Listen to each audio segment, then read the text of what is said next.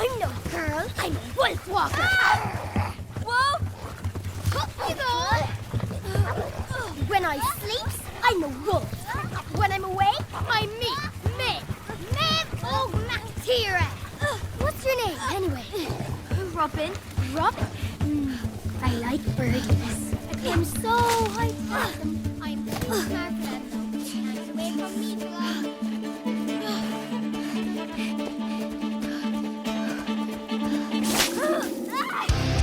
In a world overflowing with movies, we need a hero. Someone to separate the bad from the good. Sounds like a job. Verbal diorama. She watches all the movies, from comedy to drama. From the talk roll sound. And don't forget the action. She'll watch until the end and then she'll give you her reaction. Movies you know, movies you don't. Prequels, sequels, remakes, and trivia and outtakes. Movies you know, movies you don't. Interesting stories, all the categories.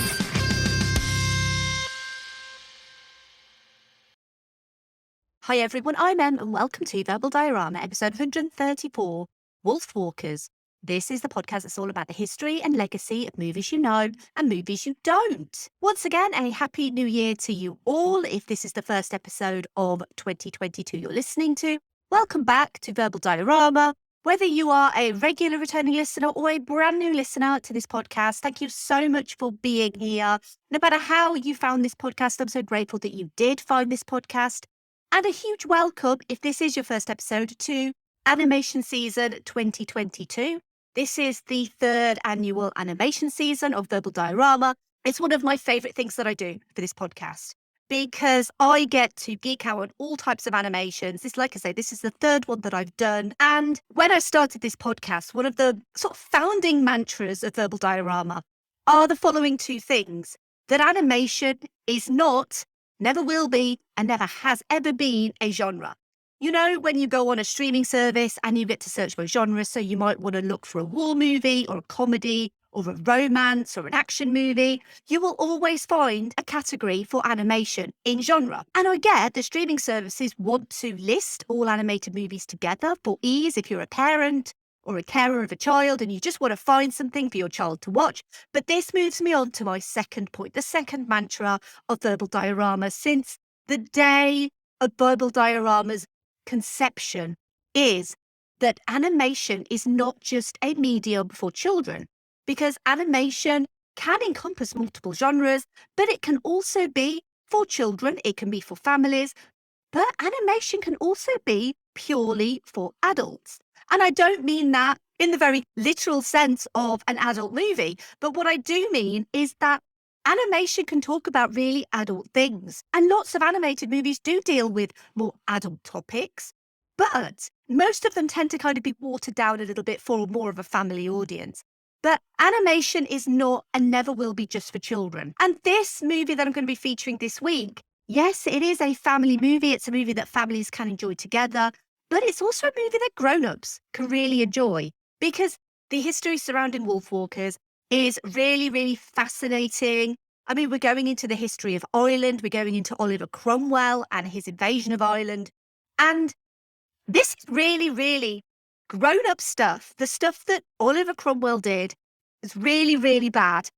So really, really terrible things. But before I start, I just want to say a huge thank you to everyone who listened to the previous episode that was on the Transformers the movie. I got a lot of brilliant feedback about that episode. So many people loved the fact that a podcast talked about Transformers the movie. And there are many podcasts that have talked about that movie, by the way. But to talk about the history and the legacy of the Transformers the movie was genuinely brought me so much joy because it is a movie that, yes, does talk about death and grief, but also it's just so much fun to watch. So I'm really grateful to everyone who gave me feedback on that. And also just kind of going back to the unofficial start of animation season, because the final episode that I did in 2021 was on Klaus. And Klaus, as I said last episode, has just been huge, like genuinely a huge hit.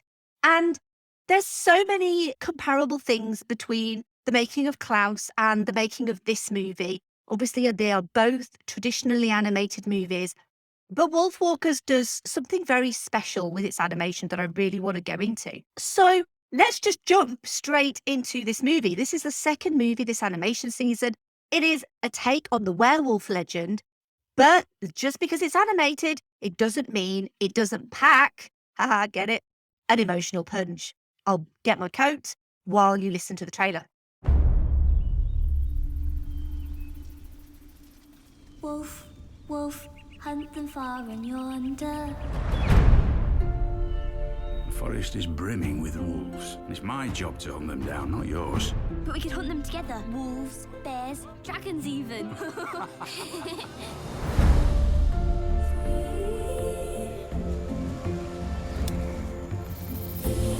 She's one of them Wolfwalkers. Wolfwalkers. The ones that can talk to wolves with some wild magic. You can come out now. We can smell ya. You stink. You're a Wolfwalker. You're a wolf when you sleep. What? A girl when you're awake. Robyn! Something's happened to me. Yeah, I can see that. It's flippin' great. You're a wolf now. Be a wolf. The woods are getting smaller every day. These wolves, they're just beasts. Tonight we put an end to this. I promise your mother I'd keep you safe. I have to help her.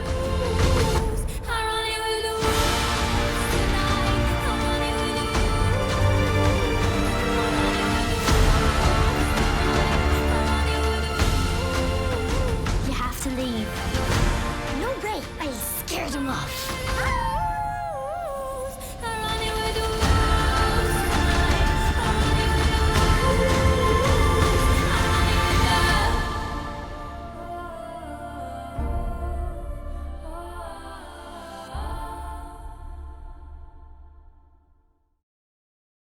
Feral Wolfwalker Mebh strikes up a friendship with rebellious, bright-eyed Robyn, unbeknownst to her that her father, Bill Goodfellow, is a great English wolf hunter. Appointed by the walled city's fiercely devout, wolf-pating Lord Protector, Bill has 2 short days to eradicate the wolf menace and rid the neighbouring woods, the last stronghold of evil, of the savage beasts. But free-spirited Robyn yearns to be free, and for the first time in a long while, she feels alive. Can she have the best of both worlds? Let's quickly run through the cast of this movie. We have Honor Neepsey as Robyn Goodfellow, Eva Whittaker as Mebh O'Mactia, Sean Bean as Bill Goodfellow, Simon McBurney as the Lord Protector, based on Oliver Cromwell, but I'm going to come back to him a bit later, Muriel Doyle Kennedy as Mole McTeer, and Tommy Tiernan as Sean Og. Wolfwalkers has a screenplay by Will Collins, a story by Tom Moore and Ross Stewart, and is directed by Tom Moore and Ross Stewart. And this is the first, and I guarantee will not be the last, appearance for Kilkenny Ireland-based animation studio Cartoon Saloon, founded in 1999 by Tom Moore, Nora Toomey and Paul Young, after they all studied together for animation degrees. The same year, development began on their first animated feature, The Secret of Kells, inspired by Richard Williams' unfinished The Thief and the Cobbler and Disney's Mulan. The idea was to use the traditional Celtic knotwork and other memorable styles of Irish art and use them in 2D animation, in the same way Mulan took indigenous Chinese art. They also took inspiration from Hayao Miyazaki's early work, like My Neighbor Totoro, that's episode 34 of this podcast, by the way, the 2D work of Michael Ocelot, and Hungarian folktale films from Kecskemet Film Studio. A trailer and a first draft script were produced in 2001, but the studio had to make money to keep itself alive, and as a fledgling animation studio, focused on commercials and corporate work while they searched for independent funding to produce a feature-length animated movie. They secured the funding from Didier Brunner of Les Armatures, producer for The Triplets of Belleville, which also will come up on this podcast at some point in the future as well. He introduced them to Viviane van Vleteren, and together they managed to raise €6 million by October 2005. Between October 2005 and August 2008, Cartoon Saloon worked on The Secret of Kells, with Tom Moore working full-time on the project. The work was split between 3 countries, France, Belgium and Ireland, due to the use of the grants to help finance the picture, as well as at Kecskemet Film Studios in Hungary. During the making of The Secret of Kells, they also made the TV show Skunk Fu. And The Secret of Kells was released in 2009 to huge critical success and was followed by Song of the Sea in 2014 to similar critical acclaim. These 2 movies formed the first 2 parts of the Irish Folklore Trilogy. These were followed by a departure to the trilogy with The Breadwinner in 2017, about an 11-year-old girl living in Kabul under the Taliban regime. This was executively produced by Angelina Jolie. The Secret of Kells, Song of the Sea, The Breadwinner and Wolfwalkers have all received Academy Award nominations for Best Animated Feature. And basically, as Cartoon Saloon grow, they seem to generate more awards buzz, which is wonderful for them. Wolfwalkers is based on a loose history of the English occupation of Ireland in 1650, as well as the werewolves of Ossory. And wolves used to be numerous in Ireland. Like depicted in the movie, it's said that towns were plagued with wolf attacks. The Irish wolfhound was bred specifically to tackle the ongoing wolf population, and the animal was hunted to extinction in 1786. Irish culture and literature during the medieval period associated wolves with warriors. Young men who spent most of their time in the Irish wilderness, hunting, etc., may have worn wolf skins, literally wolf warriors. Literal lycanthropy, I guess you could say. Legend has it that the werewolves of Ossory were descended from Lake Nac Lad, and I apologise if I butchered that pronunciation, a wolf warrior who was said to be descended from a tribe of werewolves, whose line gave rise to the kings of Ossory, which covered most of present-day County Kilkenny and County Louth, prior to the Norman invasion of Ireland in the 12th century. It's said he could transform into a wolf, killing herds along with his offspring. The earliest depictions of men turning into wolves appeared in the Mesopotamic epic poem, the Epic of Gilgamesh, regarded as the earliest surviving notable literature and the second oldest religious text after the Pyramid text, written circa 2100 BC.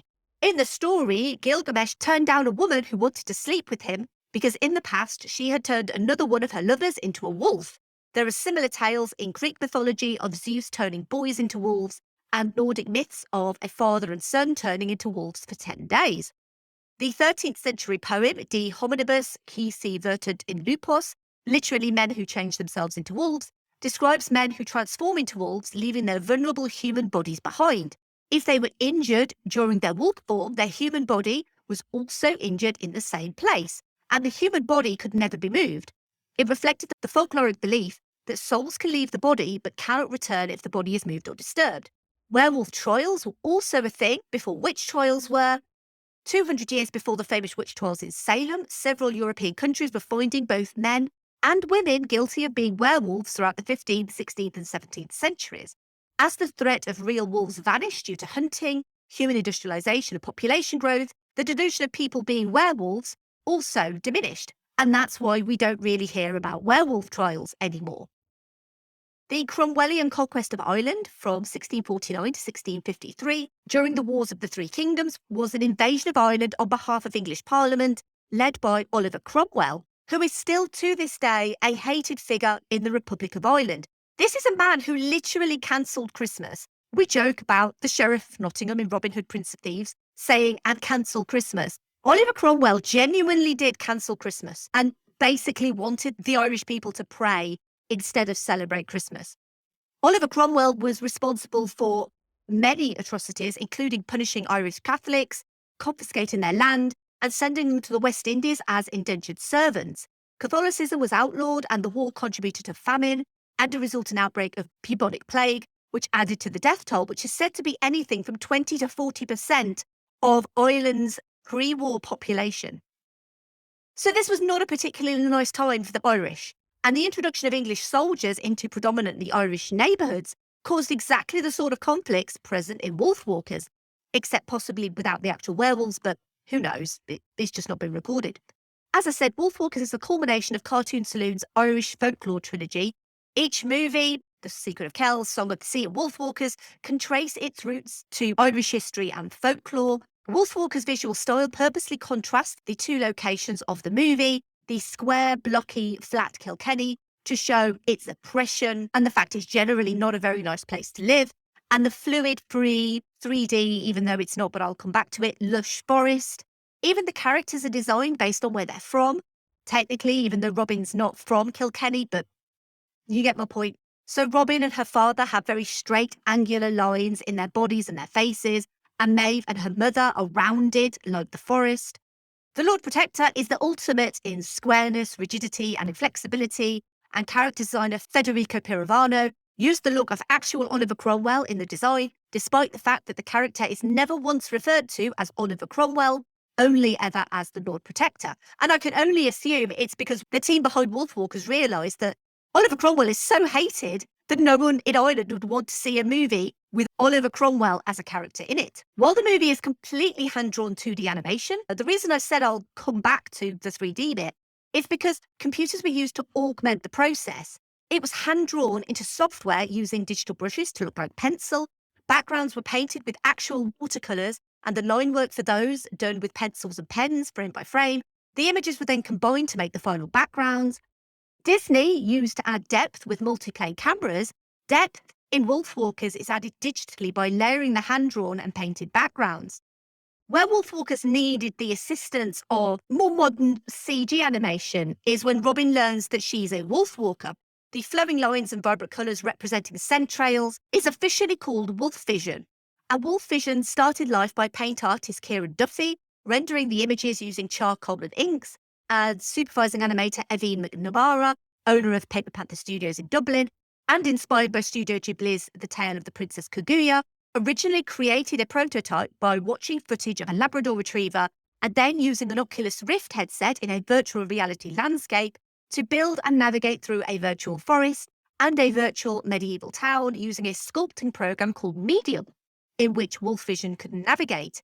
McNamara worked on a pre-visualization prototype for 9 months, using 3D software tool Blender to assemble the animation to show the heightened sense of wolves, who obviously track using scents and have a limited spectrum of sight. These scent trails would be bright and bold to juxtapose the monochromatic backgrounds. Blender also helped establish camera angles to flow through the location, with tunnel effects enhanced with motion blur. But obviously this is a completely 2D animation, and so all of a sudden transitioning into a 3D wolf world wasn't really going to work with the aesthetics of this movie in particular. So what they did was they took 3D printouts of the scenes created in magenta, and they drew over the top with graphite and charcoal to essentially obscure the clarity of the image. This was painstakingly done for each frame, hand by hand, with approximately 6,000 sheets of paper.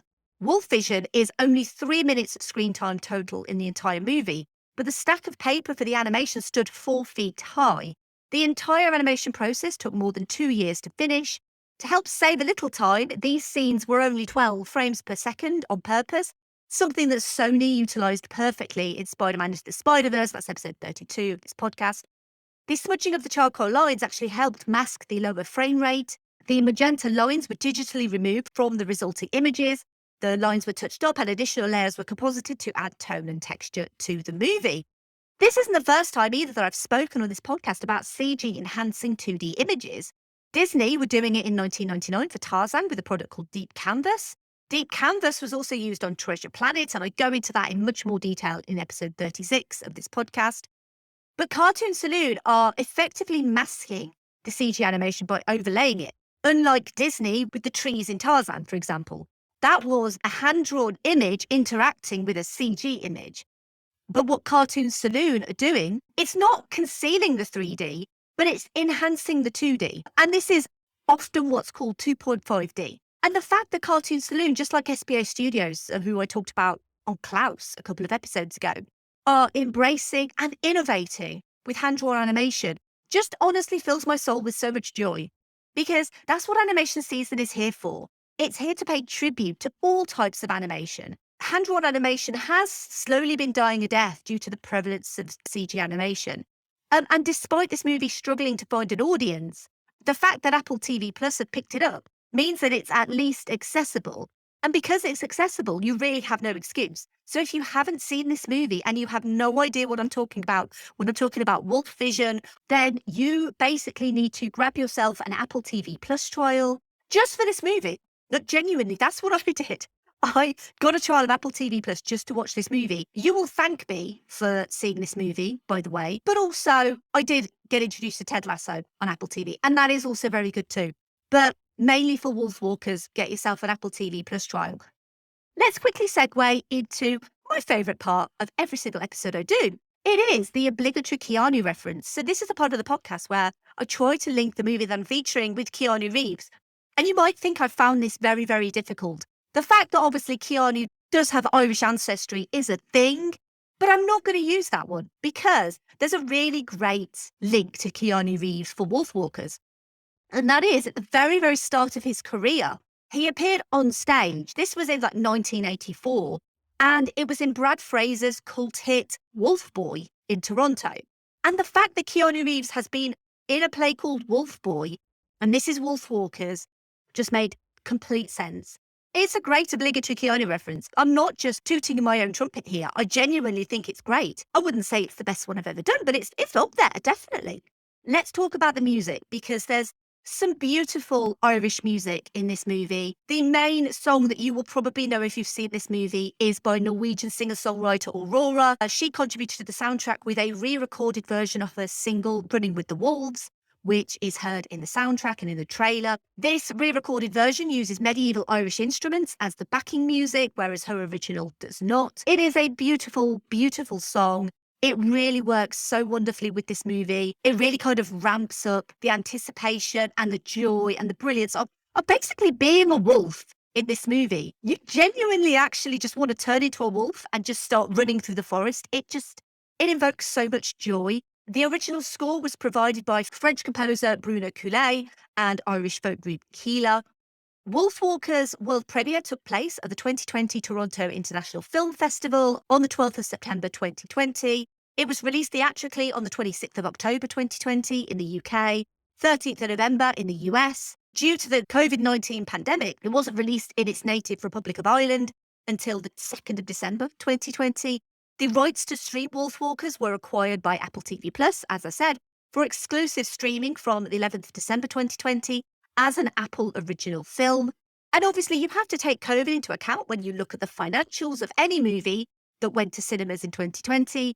Wolfwalkers, which was made for 10 million euros, equivalent to about $11 million, only earned $1.3 million globally, most of which, according to Box Office Mojo, came from France, where it didn't even release until the 20th of October 2021.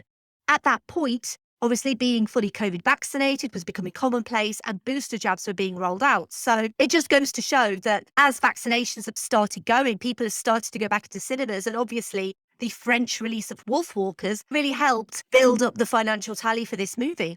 And while this movie wasn't a huge financial success, critically, this is a movie that blew critics away. It quite rightly sits at 99% of Rotten Tomatoes, with critics praising its ethereal beauty, the stellar voice work, and just this sense of magical wonderment that comes with this movie. And obviously, when awards season came out, Cartoon Saloon, as I said, have never been shy of nominations for their previous work. Wolfwalkers not only ended up on many critics' end-of-year lists, but also received a total of 71 awards nominations, and it won 24 of those awards. The aforementioned nominations, there was an Academy Award nomination, a BAFTA nomination, Golden Globe nomination, all of those for Best Animated Feature, by the way, as well as 10 Annie Award nominations, which included 5 wins. So this is a movie that has received huge critical praise, huge awards praise, and so many people have not seen this movie. A lot of people have seen this movie, but I think the general public, I'm talking people not on film Twitter. Film Twitter, I would think, has seen this movie due to its general award status and critical status.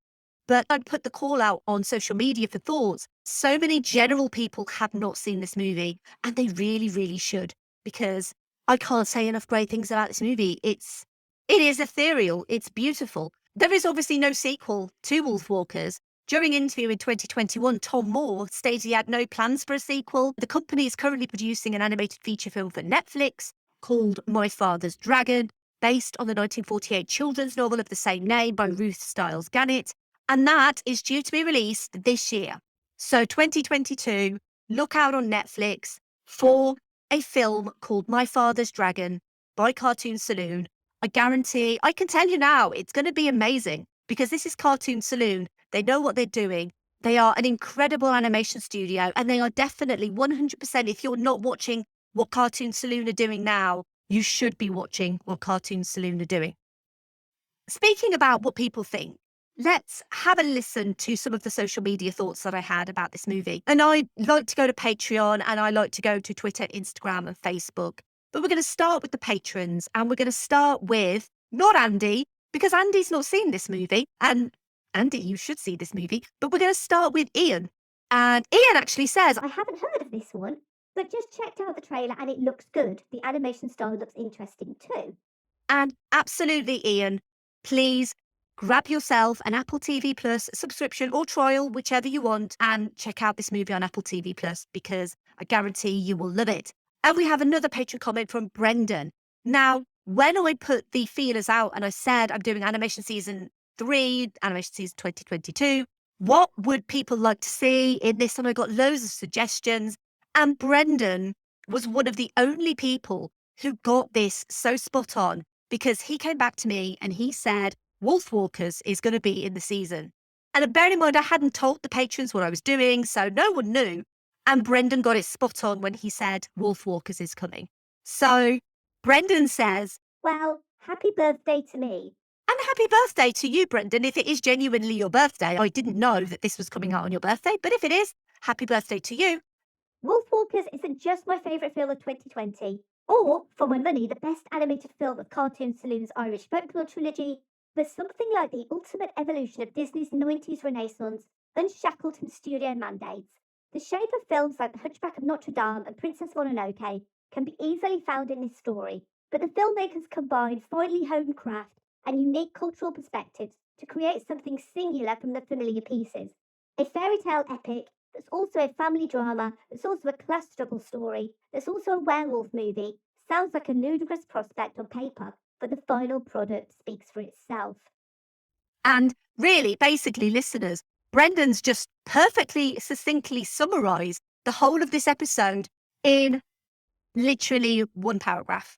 Moving over to the rest of social media, and to be honest, not that many comments, which is both neither a huge surprise and also really kind of disappointing in a sense that this movie really does deserve to have more people watch it.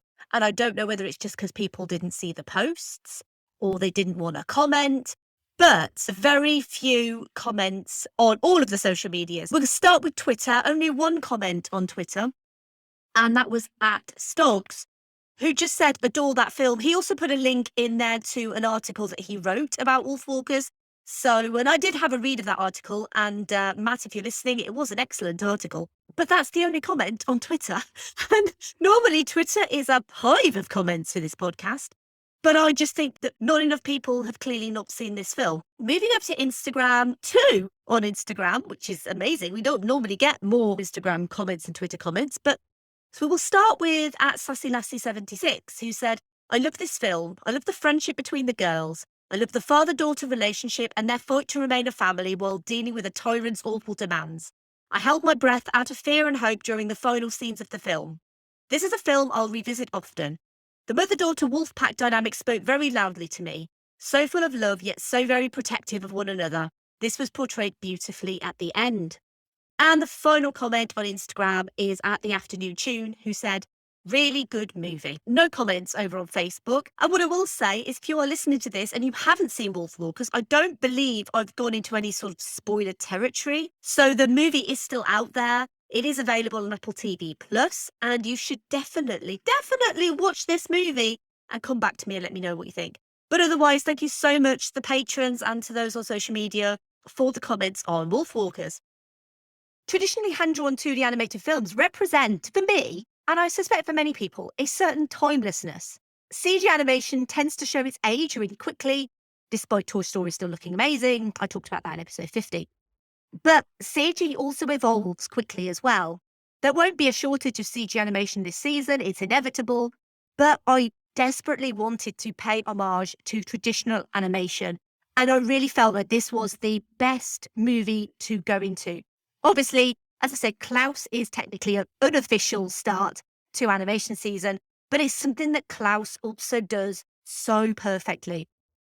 While arguably you can compare last week's episode Transformers to Wolfwalkers and suggest that animation is better in Wolfwalkers, I mean, technically you would be correct. Cartoon Saloon, despite using techniques like smudging charcoal and keeping a very kind of light feel to their animation style, Wolfwalkers genuinely looks like an oil painting. Every frame you could print off as a piece of art. I think I said the same thing for Spider-Man Into the Spider-Verse, actually, because I do have a frame of that movie up in my house as a genuine piece of art. It also brings to mind a studio like Leica, which I think is also an easy comparison to Cartoon Saloon, because Leica as well, they innovate more with every feature. They push the boundaries of what the audience expects. Kubo and the Two Strings is actually a great feature to pair with this movie for so many reasons. And spoiler alert, I'm going to be 100% suggesting that you listen to the episode of Kubo and the Two Strings. That is definitely a recommended piece to go with this episode. But I also genuinely believe that Cartoon Saloon are one to watch. Exactly the same with SPA Studios, exactly the same with Leica, exactly the same with Sony Animation Studios. And I know they're a big name studio, but what they're doing with animation, how they are essentially changing what we expect to see in animation. It's just so bold and it's so daring. And I think I've said it multiple times that I actually feel quite sad because I feel like Pixar are losing this. They don't seem to be innovating as much as these other studios are. And the resulting products, honestly, I don't think I've been excited about a Pixar movie for a long, long time. I was super excited for Encanto. I know that's a Disney movie, not a Pixar movie. And Encanto is spectacular. But Encanto does not really much different than Moana does. And I love Moana, don't get me wrong. Moana is top tier Disney for me. But I want to see innovation in animation. I want to see the boundaries of animation being pushed. And all of those aforementioned studios are doing it, and Cartoon Saloon are doing it as well. And also, what I love about this is it's not just about the animation. It's not just about what the resulting movie looks like. Because none of these studios are skimping on story, but especially not Cartoon Saloon, because they take a traditional werewolf fable that anyone can understand, but also they add these layers of complexity. And when you're talking about, the time period, the history of that time, what was going on in Ireland at that time. And then, you've got two single parents where it's just them and their child against the world. I suspect a lot of lone parents can feel like that they're in a wolf pack with their children, and that sometimes you can become a product of your environment in a way, raising your children the best way that you can. It's also a story about environmentalism and the disappearance of our natural world. It's also a story about oppression and regime, and a story about, as human beings, as humanity, we always fight what we fear. And if we actually took the time to understand something, anything, then maybe the world would be a bit of a better place. At the heart of this story, there are two little girls who both love their parents unconditionally. They don't want to go against their parents' wishes, but they want to be free and they want to live their lives, and anyone can relate to that. Both of these girls are outcasts in their own way, and they both possess modern qualities to be better than the lives set out for them. And maybe this is just something that's more of exclusively for girls. I know in the original outline for this movie that Robyn was going to be a boy, and they felt that Robyn being a boy didn't work. But I feel like changing the gender of that child to be a girl, it just adds additional layers, because especially when we're talking about the time period that we're talking about, there's so much more social rigidity when it comes to young girls and what young girls are expected to do and what's expected of them. And it just adds these additional layers of complexity to a story that is essentially just about these two little girls and the friendship that they have with each other. Because despite all this adversity, this kind of almost forbidden love story set against werewolf law is essentially a story about families and love. The bullies like the Lord Protector and the children of the town never prosper, and about how single-parent families are fierce, loyal and loving, but that blended families can sometimes be stronger together, just like wolves in a pack. Thank you for listening. As always, I would love to hear your thoughts on Wolfwalkers. And if you have enjoyed this episode and you would like this podcast to grow, I know I do, then you could do one of the following things. You could leave a rating or review wherever you found this podcast. You could do it in something like Apple Podcasts or Podchaser or Spotify. That would be amazing. But really, wherever you found this podcast, if you could just give it a quick rating, that would be amazing. You could also follow me on Twitter, Facebook, Instagram, and Letterboxd at Verbal Diorama. And if you're on any of those social medias, apart from Letterboxd, that doesn't really do it. But if you're on any social media, you could simply just share, retweet, or like posts. You can comment on posts and just really get a conversation started with me. Feel free, because I love to talk. As you can probably gather, I do enjoy talking. And I also enjoy talking on social media. So if you do enjoy this movie and you want to talk about it, come hit me up, talk to me about it. But obviously, retweeting and liking posts helps with visibility. And the easiest thing you can do is simply tell a friend or family member about this podcast, about this episode, especially if you like this episode, especially if you've seen Wolfwalkers and your friend or family member hasn't, then recommend Wolfwalkers to them because they need to see this movie too. And if you did like this episode on Wolfwalkers specifically, then you might also like one of the following episodes of this podcast. So I said I was going to recommend it. Episode 29, Kubo and the Two Strings, is genuinely Leica's masterpiece. And I don't throw that term around a lot, but I do for Kubo and the Two Strings because, like a lot of Cartoon Saloon stuff, actually, and to be fair, most of Leica's stuff, Kubo and the Two Strings is one of those movies that so many people have not seen. And it's a travesty, a genuine travesty. Unfortunately, it's not available on streaming that I'm aware of, but if you come across a DVD or a Blu-ray of Kubo and the Two Strings, buy it, watch it. Guarantee you will love it. It's absolutely stunning. I'm also going to recommend episode 52, Your Name. Again, this is another traditionally animated story, but it is one of the most beautiful movies that I have ever seen in my life. It's one of the highest grossing movies in Japan for such good reason. And interestingly, it's also one of the top highest grossing episodes of this podcast as well. I did a little rundown of all of the episodes of 2021. And the top episode of 2021 was Robin Hood Men in Tights, which still blows my mind to this very day how much people love Robin Hood Men in Tights. But the second was Your Name. And Your Name is one of those movies that, again, I don't think many people have seen Your Name, but they absolutely should. As I'm recording this, I believe it's still available on Netflix, here in the UK anyway.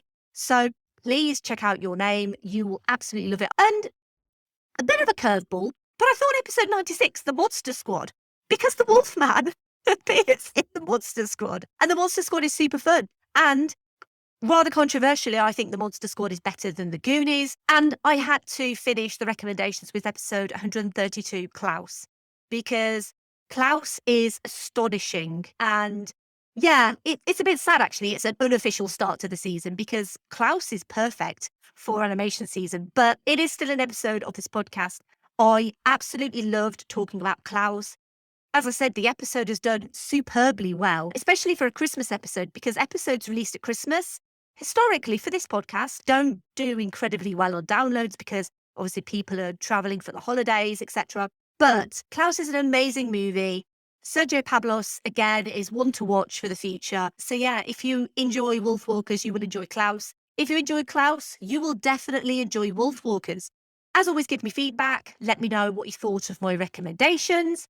So the next episode, I've talked about Leica a lot in this episode. And so next episode is going to be a Leica movie. And I really struggled with choosing a movie because obviously I've done Kubo and I've done Coraline. And obviously Leica have other movies. They have Paranorman, which is fantastic. They also have the Box Trolls, which is amazing. But honestly, I really wanted to do The Nightmare Before Christmas. And as I was planning this season, I was struggling for space because there are so many animated movies that I want to cover. There are so many that I had to cut from my list. So I basically had a long list and then I had a short list. And then I ended up with the movies that ended up in the season. But The Nightmare Before Christmas has been on every shortlist for every season because it's iconic. It's the first stop-motion animated feature ever made. The history of that movie is incredible. The fact it's a Disney movie that a lot of people forget. The fact Henry Selick directed that movie when a lot of people think it was Tim Burton. And so when I was planning this season, I wanted to do The Nightmare Before Christmas, and I wanted to do a Laika movie. And then it came to me, why not combine Tim Burton and Laika? Because that would be incredible, right? And famously, Laika's first work that they ever did was on Corpse Bride for Tim Burton Productions. And Corpse Bride seems to be mostly forgotten in the legacy of stop motion animation.